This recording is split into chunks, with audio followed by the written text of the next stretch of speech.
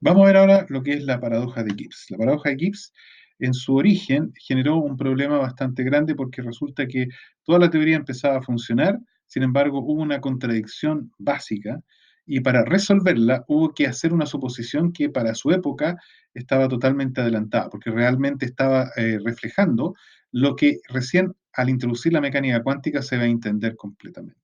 Y en consecuencia fue un drama en el sentido que la gente primero se opuso bastante porque era cambiar un paradigma en una forma bastante dramática. Veamos en qué consiste la paradoja de Gibbs. Recordemos que hay dos tipos de variables, variables extensibles e intensibles. Las extensibles son aquellas en que yo si quiero tener un sistema más grande, requiero de que tenga el doble o el triple o lo que sea de volumen, por ejemplo. O sea, si yo quiero un volumen, un sistema el doble de grande, voy a requerir de que tenga el doble de volumen. También voy a requerir que tenga el doble número de partículas, es extensible. Yo tengo que extender esas variables para poder tener un sistema más grande que tenga el mismo estado físico. No lo debo hacer con la presión, ni lo debo hacer con la temperatura. Ambos son intensibles, o sea que yo en ese minuto requiero de que se mantengan constantes en el sistema. Y por ello, ahora tengo que, por ejemplo, mirar también parámetros como la entropía. Y la entropía es extensible. Si yo tengo el doble de espacio, el doble de volumen, el doble número de partículas, voy a tener que tener el doble de entropía. Sin embargo, y ahí viene el problema, si uno mira la ecuación que sacamos directamente cuando teníamos acá la entropía en función de la función partición, y usando lo que era la energía interna, uno llega a esta expresión de acá. Ok, veamos lo que pasa con esta expresión. En esta parte de acá adelante tenemos una de las variables extensibles que es el número de partículas. Y acá tenemos la entropía, que debería ser también extensible. Ahora, si los dos aquí son proporcionales, que esto fuera una constante, no tengo problema porque el doble de partículas significaría el doble de entropía y el problema está resuelto. Pero investiguemos un poco lo que está aquí dentro del paréntesis. Esta es una constante, esto es otra constante de normalización. Acá tengo en verdad la temperatura que no es extensible, así que no tendría problema. Incluso si uno la mira de esta forma de acá, uno podría escribir este KT, lo podría escribir directamente como la energía interna partido por el número de partículas. En consecuencia, yo tendría dos extensibles, la energía interna y el número de partículas. Si duplico esta, voy a tener que duplicar el número de partículas y se me simplifican los dos, así que en este caso, este parámetro de acá, si lo pongo como variables extensibles, se van a anular entre ellas el efecto de hacerlo más grande el sistema. O sea que no me da ningún problema. El problema está en este término de acá.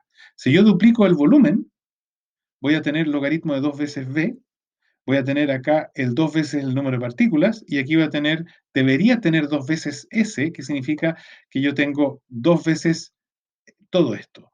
Y sin embargo, aquí yo tengo un logaritmo de 2b, que no es equivalente al logaritmo de b. O sea que aquí yo tengo una contradicción. La entropía, al duplicar el volumen y duplicar el número de partículas, no se me duplica la entropía. Queda un número, de hecho, bastante raro, porque queda un logaritmo de 2 acá multiplicando. Ahora, esa es la paradoja.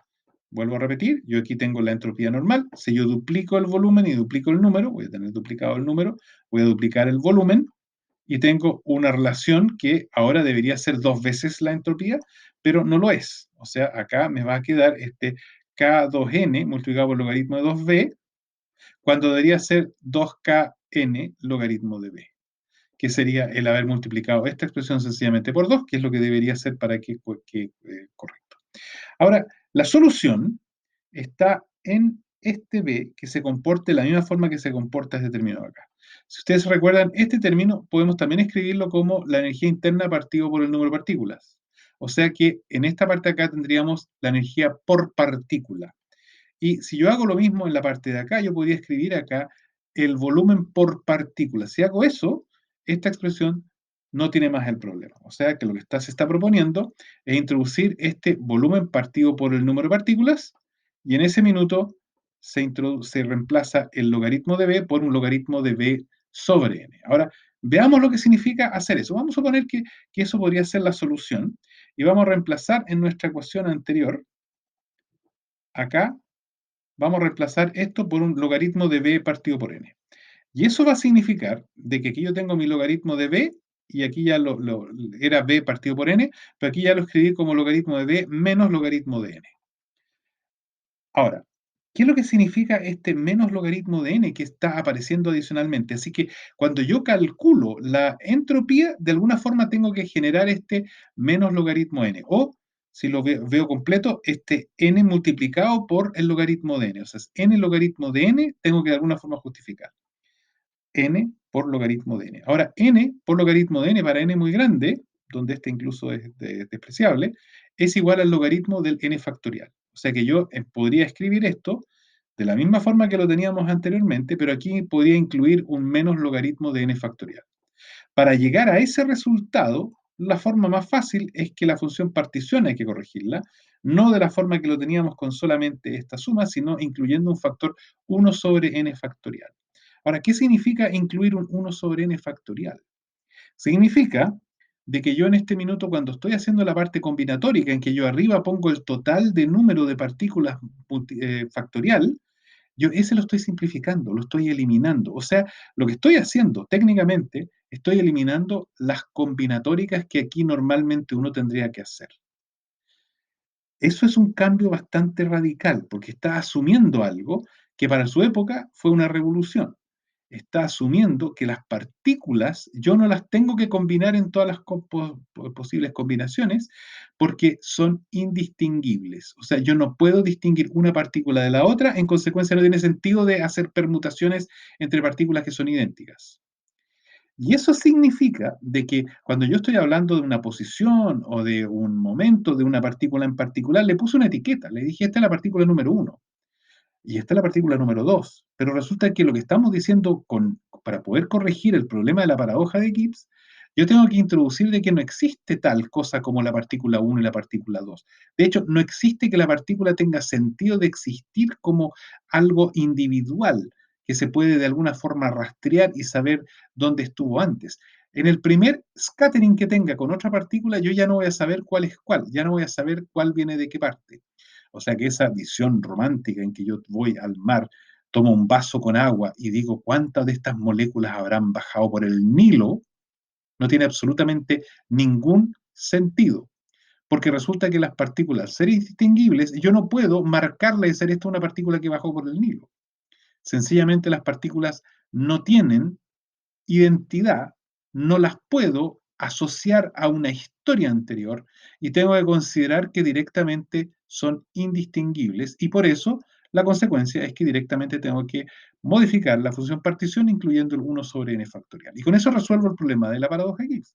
El problema es que la gente en esa época no estaba para nada contenta con la idea de que las partículas eran indistinguibles, fuera de que por todos lados uno asumía cierta identidad y las marcaba con posiciones y demás, me quita la base para poder hacer los cálculos, en el sentido que cuestiona mi idea original, mi hipótesis de trabajo, en que yo a cada partícula le estoy dando una posición y un momento.